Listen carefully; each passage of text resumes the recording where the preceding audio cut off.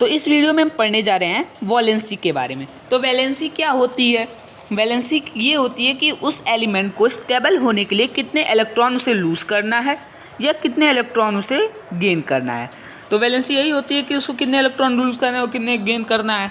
तो वैसे ही अगर हम बात करें हाइड्रोजन की, हाइड्रोजन जिसका एटॉमिक नंबर 1 होता है और उसके पहले सेल में 1 आएंगे, तो इसको स्टेबल होने के लिए 2 चाहिए। अगर आपको समझ नहीं आ रहा है तो इसके लिए हम पहले बात कर लेते हैं इलेक्ट्रॉनिक कन्फिगरेशन की। तो इलेक्ट्रॉनिक कन्फिगरेशन क्या होगी? इलेक्ट्रॉनिक कन्फिगरेशन, अब हम इलेक्ट्रॉनिक कन्फिगरेशन की बात करते हैं। तो इसमें क्या होता है कि किसी के एटम में जो न्यूक्लियस होता है उसके चारों तरफ ऑर्बिट्स होती हैं, इलेक्ट्रॉन सर्कल पाथ में घूमते रहते हैं, जैसे एक सोलर सिस्टम में। जैसे पहले सेल में भी इलेक्ट्रॉन्स होंगे, दूसरे में भी इलेक्ट्रॉन्स होंगे, इसमें लोग सर्कल लगाया करेंगे, जिसमें से पहले सेल का नाम के होता है, दूसरे का एल, तीसरे का एम, एन, ऐसे रूल होता है। तो पहले सेल में क्या होता है कि पहले सेल में कैपेसिटी सिर्फ 2 इलेक्ट्रॉन्स की होती है, दूसरे में 8, तीसरे में भी 8। तो स्टेबल होने के लिए किसी भी एलिमेंट को 2 इलेक्ट्रॉन होने चाहिए या 8 इलेक्ट्रॉन होने चाहिए उसके आखिरी सेल में। तो उसी में हम बात करते हैं हाइड्रोजन की। तो पहले इलेक्ट्रॉनिक कन्फिगरेशन निकालेंगे हाइड्रोजन का। जैसे हाइड्रोजन 1 होता है, इसके इलेक्ट्रॉनिक कन्फिगरेशन में पहले सेल में 1 आएगा। जैसे मान लेते हैं ये मेरे पास हाइड्रोजन का न्यूक्लियस है, इसके किनारे ऑर्बिट है। तो इसका जब एटॉमिक नंबर 1 होता है, हमें पता है एटॉमिक नंबर क्या होता है। एटॉमिक नंबर जो होता है वो इक्वल होता है नंबर ऑफ इलेक्ट्रॉन के, या हम कह सकते हैं नंबर ऑफ प्रोटॉन के भी इक्वल वो हो सकता है। तो उसी में हम बात कर रहे थे हाइड्रोजन की, जिसके पास सिर्फ 1 इलेक्ट्रॉन होते हैं। जब उसके पास 1 इलेक्ट्रॉन होते हैं तो पहले सेल में सिर्फ 1 ही इलेक्ट्रॉन की जगह होती है, पर हमें पता है कि रूल के हिसाब से 2 इलेक्ट्रॉन्स होने चाहिए। तो ये किक काम करेगा, या तो 1 इलेक्ट्रॉन ले स्टेबल हो जाए, उसके पास 2 हो जाएंगे जब 1 इलेक्ट्रॉन ले लेगा, या तो 1 इलेक्ट्रॉन दे दें। जब ये दे देगा तो इसके पास कोई इलेक्ट्रॉन नहीं रहेगा, तो ये ख़त्म हो जाएगा।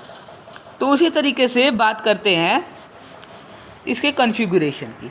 तो इसका जो कन्फिगरेशन होगा सिर्फ 1 होगा। अब इसकी वैलेंसी की बात करें, इसके पास कितनी कैपेसिटी है? तो ये 1 इलेक्ट्रॉन देने की कैपेसिटी भी है, 1 इलेक्ट्रॉन लेने की भी कैपेसिटी है। तो इसकी कैपेसिटी टोटल 1 है। तो इसका वैलेंसी कितना हो गया? 1। तो ये इसकी वैलेंसी हो गई। वैसे ही हम बात करते हैं हीलियम की। अब हीलियम की बात करें, हीलियम का क्या होता है? He होता है इसका सिंबल। इसका एटॉमिक नंबर कितना होता है? 2 होता है। अब इसके पहले सेल में 2 है, स्टेबल है, इसको कोई ना लूज़ करने की ना गेन करने की ज़रूरत है। तो इसकी वैलेंसी कितनी होगी? जब इसे कुछ नहीं लूज़ करना है, गेन करना है, कोई भी इलेक्ट्रॉन लूज़ गेन नहीं करना है, तो इसकी वैलेंसी 0 होगी। तो ये होगा वैलेंसी हीलियम की। अब वैसे ही अगर हम बात करें लिथियम की, अब लिथियम की क्या होगा? इसका ये Li होता है। अब इसका हम जब बात कर लें, ये हो गया 3, इसका एटॉमिक नंबर क्या हो गया? 3। तो पहले सेल में इसका क्या होना चाहिए रूल के हिसाब से? के सेल में हमेशा हमको पता है कि 2 इलेक्ट्रॉन्स होते हैं, तो उसके पहले सेल में हो गया 2 इलेक्ट्रॉन्स। अब कितना बचा? 1 इलेक्ट्रॉन बचा। अब 1 इलेक्ट्रॉन जब बचा तो कॉमा 1।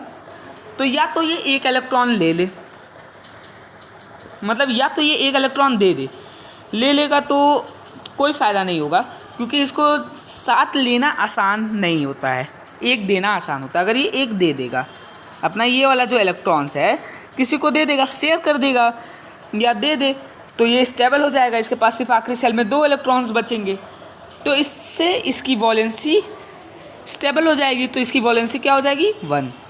अगर आपको ये भी नहीं समझ में आया तो आइए फ्रीली डायग्राम के हिसाब से समझते हैं। जैसे फ्रीली डायग्राम में हम बताते हैं, जैसे मेरे पास लिथियम है, इसका ये क्या हो गया? न्यूक्लियस हो गया। इसकी ऑर्बिट, पहली ऑर्बिट, ये इसकी दूसरी ऑर्बिट, इसकी 2 ऑर्बिट मैंने बनाई है, जिसमें हमें पता है कि पहले ऑर्बिट में 2 इलेक्ट्रॉन्स होते हैं। इसका जब एटॉमिक नंबर हमें पता है 3 होता है, तो पहले सेल में हमने 2 इलेक्ट्रॉन रख दिया, बचा कितना? 1 इलेक्ट्रॉन बचा है। तो दूसरे सेल में जो होता है उसमें 1 इलेक्ट्रॉन मैंने रख दिया। अगर ये 1 इलेक्ट्रॉन दे देगा तो इसका के सेल कंप्लीट रहेगा। तो यहाँ पे मैंने जब पता हमको चल गया हम लोग को कि 2 इलेक्ट्रॉन है हमारे पास, एक इलेक्ट्रॉन ज़्यादा हो रहा है, जो कि होना चाहिए कि आखिरी सेल में 8 इलेक्ट्रॉन होने चाहिए। तो इसमें अगर ये 1 इलेक्ट्रॉन दे दे तो इसके जो सेल हो जाएगा कंप्लीट हो जाएगा। तो इसके आखिरी सेल में रूल के हिसाब से हो गया। तो इसका जो वैलेंसी होगा, हम अब बात करते हैं इसकी वैलेंसी की। तो लिथियम की वैलेंसी होगी, इसके पास 1 इलेक्ट्रॉन देने की कैपेसिटी है, तो इसका वैलेंसी 1 हो गया। तो हमें अभी कितने कितने एलिमेंट्स की वैलेंसी पता चली। हाइड्रोजन की पता चल गई, हाइड्रोजन का कितना है 1। हीलियम की पता चल गई, हीलियम का कितनी है 0। अब लिथियम की पता चल गई, लिथियम की कितना है 1। ये इसकी वैलेंसी में चलता है। अब हम बात कर लेते हैं, कई लोग को समझ नहीं आता है तो थोड़े बड़े बड़े एलिमेंट्स लेते हैं, बड़े बड़े एटॉमिक नंबर के। चलिए हम 8 नंबर का लेते हैं। तो हम ऑक्सीजन की बात कर लेते हैं, इसका एटॉमिक नंबर 8 होता है। अब हमें रूल पता है कि ये हो गया ऑक्सीजन का एक न्यूक्लियस हो गया, एटम का न्यूक्लियस, पहला ऑर्बिट, दूसरा ऑर्बिट। अभी 2 ऑर्बिट बना के देखते हैं। हमें पता है पहले ऑर्बिट में कितने होने चाहिए, 2 होने चाहिए, 2 हो गया। अब 8 में से 2 माइनस कर दीजिए तो हमारे पास बचा 6 बचा, 6 इलेक्ट्रॉन बचा। तो आखिरी सेल में हम 6 इलेक्ट्रॉन रख देते हैं, 1 2 3 4 5 6। तभी ये 8 से कम है, 8 से कम है। तो जब यहाँ पे आप एक कंडीशन, एक ट्रिक है, हम आपको बता दें, अगर इसके पास 4 इलेक्ट्रॉन से कम है, मान लीजिए किसी एलिमेंट के पास 4 इलेक्ट्रॉन्स कम है, मतलब दूसरे सेल में, आखिरी सेल में, जैसे पहला सेल तो K होता है, अगर हम L सेल की बात करें, LMNOP, K को छोड़ के बाकी के सेल में अगर 4 इलेक्ट्रॉन से, मतलब 4 इलेक्ट्रॉन नहीं है, उससे कम ही है, तो वो क्या करेगा, अपने इलेक्ट्रॉन्स को लूज़ करेगा। अगर 4 से ज़्यादा रहे तो वो इलेक्ट्रॉन्स गेन करेगा। जैसे हम बात कर लेते हैं यही ऑक्सीजन की, इसमें क्या हुआ, 6 इलेक्ट्रॉन्स आखिरी सेल में हैं, 6 इलेक्ट्रॉन्स आखिरी सेल में हैं, तो 8 में से 6 माइनस कर लेते हैं, 8 में से 6 माइनस कर लें तो हमारे पास कितना आया, 8 में से 6 गया तो 2 आया। तो या तो ये 2 ले ले या तो ये 6 दे दे।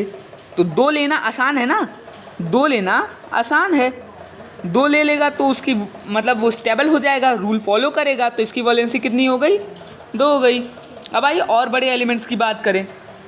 जैसे मेरे पास कैल्शियम है, कैल्शियम है जिसका एटॉमिक नंबर कितना होता है 20 एटॉमिक नंबर होता है। अब इसकी कॉन्फ़िगरेशन की बात करें तो पहले सेल में 2 होता है, दूसरे में 8 होता है, तीसरे में भी 8 होता है, चौथे में इसमें क्या हुआ 2 बचा। तो इसने अपने 2 ऑर्बिट कंप्लीट किए, 2 ऑर्बिट कंप्लीट किए।